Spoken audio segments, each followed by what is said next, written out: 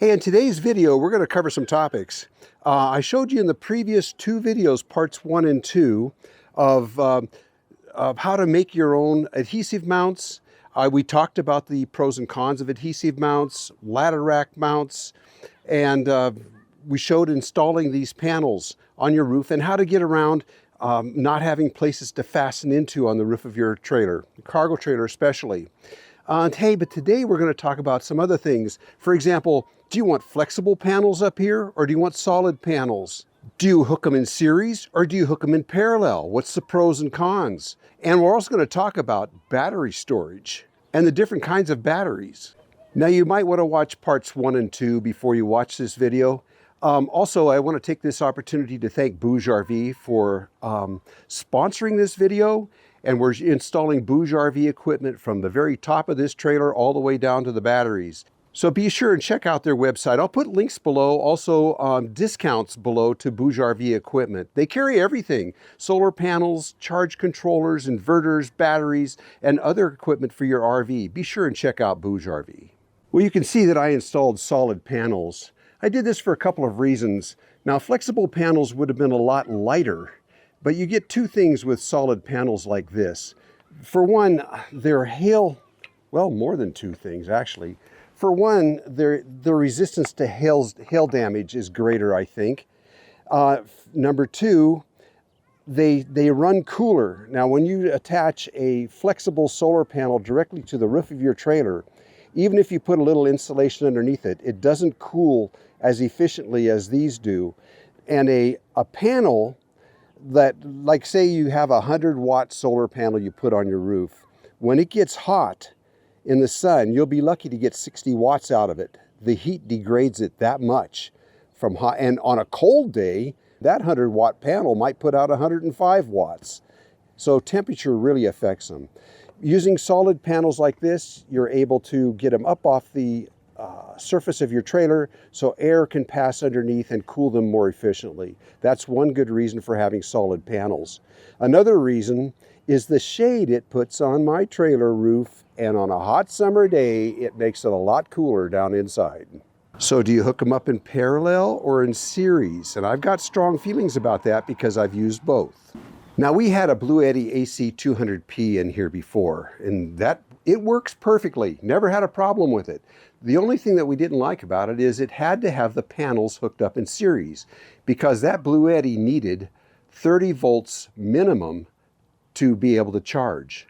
So your panel voltages are, each panel is putting out about 18 volts, but when you hook them up in series, you're getting more like 36 volts. And that's what that Blue Eddy needed. But there's a big problem with hooking your panels up in series. When you have your panels hooked up in series, the slightest shadow will knock the panel out. And that can be from a tree branch, or even power lines, or even just a little bit of dirt settled in one corner would totally knock this panel out. Of course, if you need the voltage like we needed with that Blue Eddy, if you knock out one panel, all of a sudden the Blue Eddy wasn't charging anymore. Parallel mode is much more forgiving to a little shadow here or there, and will continue to work even with a partial shadow across the panel. So for camping, hooking your panels up in parallel makes a lot more sense. Series mode, that might be better for the roof of your house. So we'll be hooking these panels up in parallel today. To hook panels up in parallel, you're going to need a couple of Y connectors like this. One here I've already installed on the negative side, and this one I'm installing on the positive side. Then the wires coming from your panel are going to hook up automatically, correctly when you do this. You can't hook them up backwards. Well, I suppose you could if you did all your own wiring, but the way that the wires come out of the panels, let me see if I can grab one here. From the panel, they're already plus and minus the way they're supposed to be. You can just buy these extensions on Amazon, any length you want, or you can make them up. If you have the stuff at home to do it, you can buy the connectors and do it yourself and make them any length you want. Okay, these are hooked up. Now I'll come back later and I'll mount these down to the roof of the trailer using little plastic wire mounting brackets that you buy at the hardware store. You peel off that cheap two-sided tape that they got on the back, and you put on that good 3M two-sided sticky tape, the VSB tape. And that's how I mount these to the roof. Be very careful if you make up your own cables to pay attention to which is positive and which is negative, because chances are you're going to buy just one color cable. It won't be black and red. You'll just buy a length of black, say, or red. So just watch your connections and you'll be all right. Okay, just to double check my work, I'm checking the panel voltage down here inside the trailer where the wires from the solar panels come in, 19.3 volts. That's exactly where I want to be. Now, if this was hooked up in series, I'd be getting over 30 volts. I'd be getting about 36 volts here. Okay, now the connections on this MPPT solar charge controller here are very simple. They couldn't be any easier, really. Let me show you what's coming into the trailer though from down here. This is where my wires come in from the roof. Up in this area here, I'm going to put a switch, and it's just going to be to shut off the solar panels when I want to work on the system. And then over here, I'm going to install the charge controller right here. You'll see how easy this is. All I need to do is hook the positive wire from the panel. This PV stands for photovoltaic, and I always look at it as panel voltage. But anyways, the positive lead goes here, the negative lead goes here. The negative lead down to the battery goes here, and the positive lead goes here. Don't worry about these two connections because I seriously doubt you're going to use them. Over here is an RS485 connector. Over here is a TTL connector and a temp connector. Now these are the TTL and the RS485 are pretty much for remote displays. Like if you're using this controller in conjunction with a main panel display, like in your home or something for your solar system, this will give a readout to that panel. Although I don't even think I'd be using that because of the display on this itself. The temp here is for lead acid batteries, and it keeps track of their temperature, and it makes for internal adjustments to the charge that those batteries are receiving. I won't be using this either. I've decided to put this inline switch up here. It breaks both the positive and negative, and it's made for DC. And but before I do it, I'm going to take a soldering gun and I'm going to tin these ends just to make them more durable. It's one of those things that you don't need to do, but it's better if you do it. Just as a tip, when you're soldering wires, always make sure you use a rosin core solder and not an acid core solder, because acid core, of course, will corrode the wiring. Rosin core only. Okay, the switch is installed, and I'm going to be mounting this BougeRV 60 amp controller right here and attaching the wires to it, and I'll show you how to do that. Let me tell you about this particular solar controller. Well, this is brand new from BougeRV. It's their MPPT solar charge controller 60 amp with Bluetooth app control. It's parameter adjustable, 60 amp solar panel regulator for 12 or 24 volts, and it's for everything from LiFePO4 batteries to flooded batteries, AGMs, gel, you name it. So this is what I'm going to be installing in the trailer. It's pretty cool. It can save data for up to 200 days, so you can see what's been going on with your system in case you're away. It also has custom settings, and you can modify the charging current for your battery. It's got 6 protections like over temperature, open circuit, short circuit, overload, polarity reverse, prevention. It checks for backwards flow also. One cool thing about MPPT controllers, if you're not aware, is they charge in like 1/4 of the time of a cheap PWM controller. Now I mentioned it's 60 amp. It has a rated load current of 20 amps.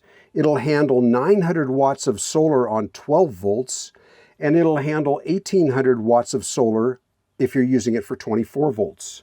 Now this is guaranteed for 18 months, and BougeRV says they'll give you a lifetime of tech support.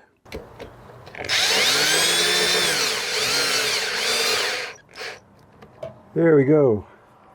I guess I should have painted that board first, huh? Okay, I will not be hooking up the wire from the panel here until after I get the wire down, run down to the batteries. You do that for safety, and also that's what it requires in the manual. Hook up the batteries first and then the solar panels.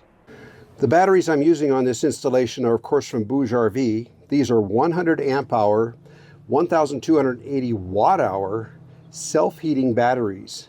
Self-heating because I happen to live in Montana. Of course, these are LiFePO4, as you can see right here on the label. And the expense of a battery like this may seem high until you do a little comparison, and then you find out that they're actually the best value. For example, you can buy a 100 amp hour LiFePO4 battery for around $450 these days. They used to be like closer to $1,000. They've come way down in price. But compare that to an AGM battery, which is going to cost you at least $250. But the thing is that an AGM battery, you can only use it down to 12.2 volts, or about half. So if you buy a 100 amp hour AGM battery, you're going to get 50 amp hours out of it before you have to stop using it and recharge it. A LiFePO4 battery, you can use it all the way down, well, down to about 5%, for example, and get 95% out of it before you have to recharge it. So right there, this is worth 2 AGM batteries. So that's $500 worth of AGM batteries for, about the same price. But there's something else. An AGM battery is good for maybe 3 years. LiFePO4 lithium batteries are good for like 10 years. So there really is no comparison. Hey, now what about self-heating? So how does a self-heating battery work? Well, let's try to make it simple. You don't want to charge a lithium battery below 32 degrees. It damages the battery. So this battery, when it senses that the temperature is down below about 34 degrees, and you start putting power into your solar panels, it'll start heating the battery first before it lets the power from the panels charge the battery. So at night, it's not heating itself because it doesn't sense any power coming in. Did I make that clear? In other words, it doesn't use its own power to heat itself. It uses the power from the solar panels to do it. So you don't have to worry about it discharging. Now you can use the power from this battery from -4 degrees Fahrenheit up to 131 degrees. So the power is always there for you to use unless you live somewhere that goes below -4 degrees. And I hope to heck the inside of your RV doesn't go to -4 degrees F. So let's get these hooked up.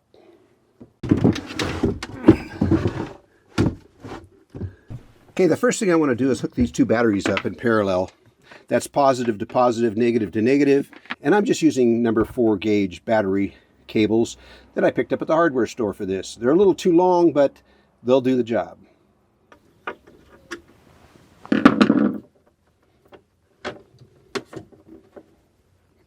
Now at the same time, I'm hooking up the wires that come in from the solar controller. We'll get to that in a minute, but I'll be hooking up the positive and negative over here also.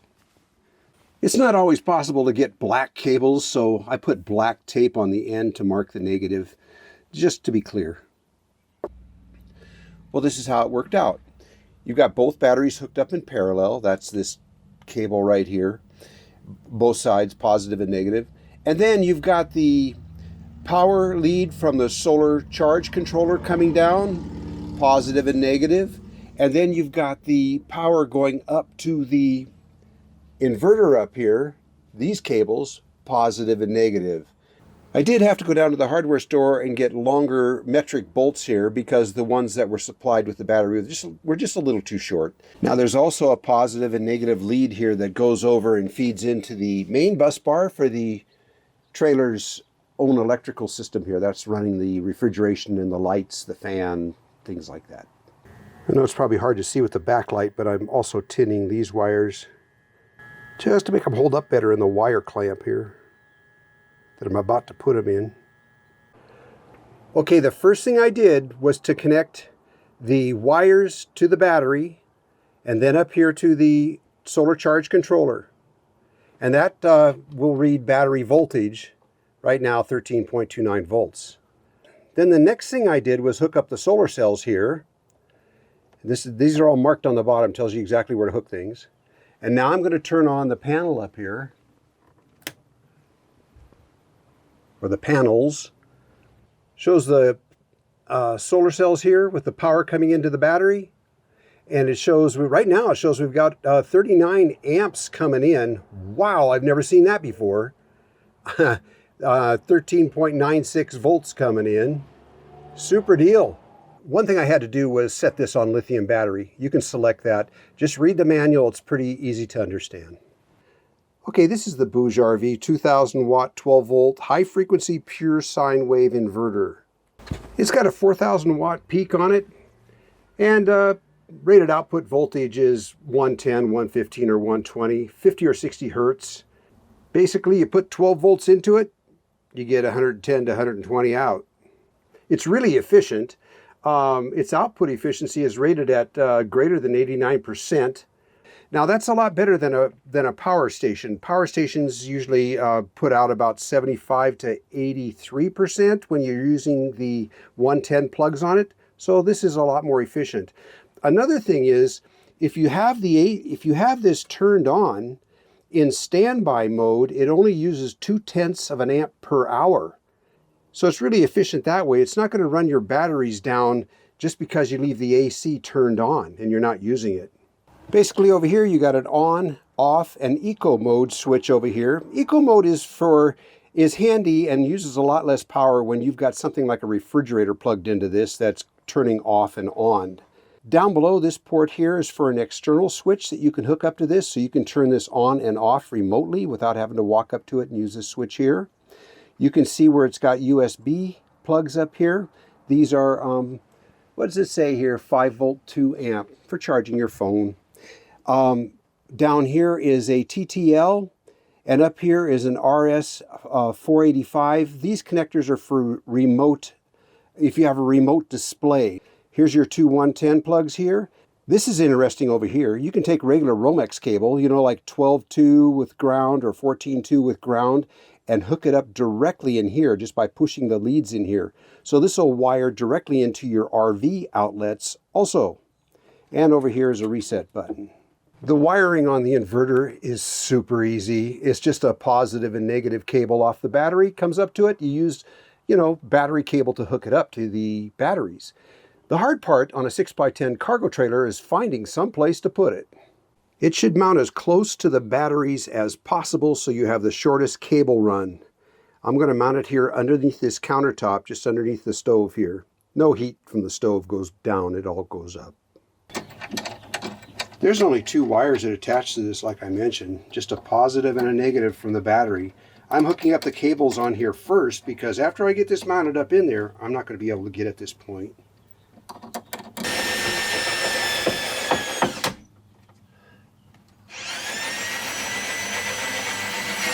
Okay, it came through. Okay, you can let go. And right now I've got the light plugged into this that's lighting it up right now.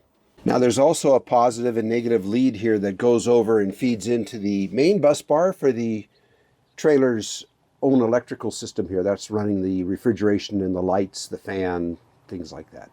Another convenient feature of these Bouge batteries is they had a hole in each corner so you could mount these directly to the floor without having to have some battery tie-down straps or anything. So that was good. It's fun to learn how to use the panel here. You can change the parameters on it. You can adjust how much boost your battery gets and, well, just all kinds of things. But that's not within the scope of this video. The manual is very clear on how to operate all of these and how to adjust them. In case you need to, it comes factory preset, ready to go, except for one thing I had to do, and that was change over to a lithium battery. That was it. Anyone can literally do this. It's just a matter of keeping track of which wire is positive and which is negative and just going from the panels all the way down to the batteries at the bottom. The toughest part is mounting things, like mounting the panels securely, finding a place to mount the solar controller, finding a place to mount the inverter, fastening down the batteries so they won't get tossed around in your RV. That's the hardest part, is the mechanical installation of mounting. The actual hookups are really easy. And the equipment is designed to just take care of itself, and once you plug it in and turn it on, that's it. The only other thing you might have to turn on is turn on your AC inverter once in a while when you need it. I don't usually leave mine on. I turn it on when I need it. This particular BougeRV 2000 watt inverter has very little background current draw. So I didn't reinstall my little 300 watt inverter. I don't think I need it. Time will tell. I'll be sure and give you all an update on how all of this is working. And be sure to check out BougeRV. Check out the description box below for their current sales and the Gonagain discounts. So hey, you guys, thanks a lot for coming along on this one, and we'll see you around.